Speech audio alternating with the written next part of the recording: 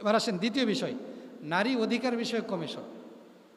এ নিয়ে ব্যাপক আলোচনা চলছে, ওলামা ইকরাম ইত্যাদি ইত্যাদি। আমরাও মসজিদে আলোচনা করছি, নতুন করে প্রশ্নের উত্তর দেওয়ার মতো আর কোনো কিছু নাই।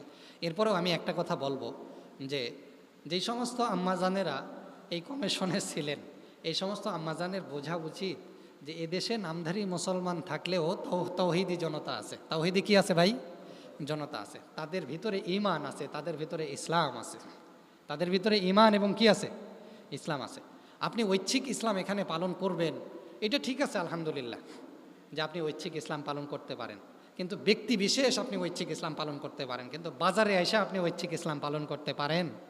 আপনি ডাইরেক্ট বাজারে আসবেন 92% মুসলিম রাষ্ট্রে, আসার পরে কোরআনের সঙ্গে যুদ্ধ ঘোষণা করবেন, সুন্নাহর সঙ্গে যুদ্ধ ঘোষণা করবেন, আল্লাহ রাসূলের সঙ্গে যুদ্ধ ঘোষণা করবেন, 92% মুসলিম রাষ্ট্রে মানুষের মনে আঘাত করবেন, আর আপনি এমনি এমনি ওলামা ইকরাম ছেড়ে দেবে। ভাই, ওলামা ইকরাম তো আপনাদেরকে গালিগালাজ করে নাই, সচেতন করেছে। কি করেছে? সচেতন করেছে। আর যদি ইসলামী রাষ্ট্র কায়েম থাকতো তো তাহলে তো আপনাদেরকে কি করা হতো? কতল করে দেওয়া হতো। কারণ আপনারা ইসলামের সঙ্গে, কোরআনের সঙ্গে, সুন্নাহর সঙ্গে যুদ্ধ ঘোষণা করছেন। কিভাবে আপনারা বলেন নারী পুরুষ অধিকার সমান, সমান অধিকার চান আপনারা? কিভাবে সম্ভব? নারীরা তো সবসময় কি ঊর্ধ্বে।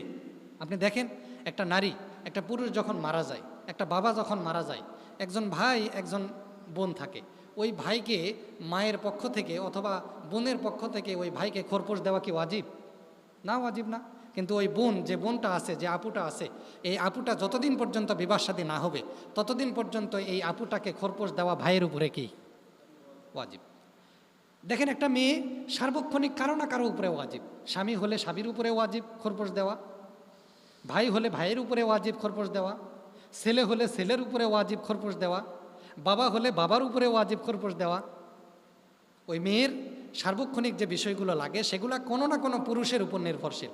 আচ্ছা বলেন তো, কোনো ভাই কি কোনো বোনকে বলে, বোন আমার বাবা তো মারা গেছে, আমারেও সমান অধিকার যেহেতু, আমারেও তুমি কালকে থেকে খোরপোশ দিবা? এ কথা কি বলতে পারে?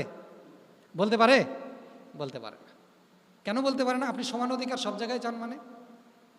নামের সাথেও তো আপনাকে দেখা উচিত যে প্রত্যেকটা নামের সাথে কাজের কি নেই, মিল নেই।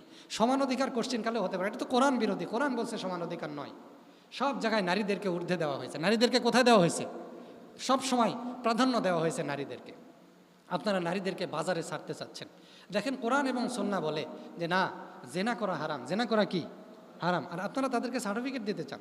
আপনারা তাদেরকে কি করতে চান? সার্টিফিকেট দিতে চান। ভাই, কোনো স্বামী আর স্ত্রী যদি কিছুদিন পরে হট্টগোল লাগে, এরপরে যদি কেস পেশ হয়, কেস পেশ হওয়ার পর যদি বলে আমার স্ত্রী পরকীয়া করে, আমার স্ত্রী কি করে? পরকীয়া করে, ওই স্ত্রী যায় একটা সার্টিফিকেট নিয়ে যাবে। এখন তো সার্টিফিকেট বানানো যায়। সার্টিফিকেট কি হয়? বানানো যায়। যদি বৈধতা দিয়েই দেয় সরকার, তো সার্টিফিকেট বানায় নিয়ে যায়, বলবে আমিও কি কর্মী, আমিও কি কর্মী, এটা বললাম না, আমিও কি কর্মী। তো আমাকে বাধা দেওয়ার কে আছে? আমাকে বাধা দেওয়ার কি আছে? আমার স্বামী আমাকে বাধা দিতে পারে না। এই জায়গায় আপনারা বলছেন ঐচ্ছিক শব্দগুলা, ইসলাম পালন করবে কি করবে না, নারী পুরুষ সমান অধিকার, সে ইচ্ছা করলে এটা করতে পারে। ভাই বলেন কি আপনি? ঐচ্ছিক শব্দ মানে যে ব্যক্তি, এই যে ইব্রাহিম আলাইহিস সালামকে বলা হয়েছিল, হ্যাঁ, ক্বালা আসলামতু লিরাব্বিল আলামিন, আল্লাহ তাআলা বললেন তুমি মুসলমান হও, তুমি আত্মসমর্পণ করো।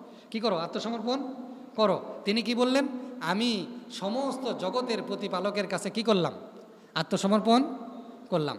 কোনো ব্যক্তি যদি মুসলমান হয়ে যায়, কোনো ব্যক্তি যদি ইসলাম পালন করতে শুরু করে, লা ইলাহা ইল্লাল্লাহ মুহাম্মাদুর রাসূলুল্লাহ বলে, তখন তার ঐচ্ছিক শব্দ আর থাকে না। সে আর বলতে পারে না যে আমি সালাত কাজা করব, সে আর বলতে পারে না যে আমি সিয়াম কাজা করব, সে আর একথা বলতে পারে না যে আমি জেনা করব, আমি কোরআনের বিরুদ্ধে চলব। এটা বলার অধিকার তার নাই। কারণ যে আত্মসমর্পণকারী সেই তো মুসলিম। আপনারা যদি অমুসলিম হন তাহলে আমার কোনো কথা নেই, কিন্তু আপনারা মুসলিম, আপনারা আম্মাজানরা মুসলিম, আবার বলবেন যে ঐচ্ছিক, এটা হয় না। এটা আমাদের মনে, মুসলমানদের মনে কষ্ট দেওয়া। মুসলমানদের মনে কি দেওয়া? কষ্ট দেওয়া। সম্মানিত উপস্থিতি, আমরা তাদেরকে আহ্বান জানাই যে তারা যেন তৌবা করে ফেরত আসে। তারা যেন তৌবা করে কি আসে? ফেরত আসে।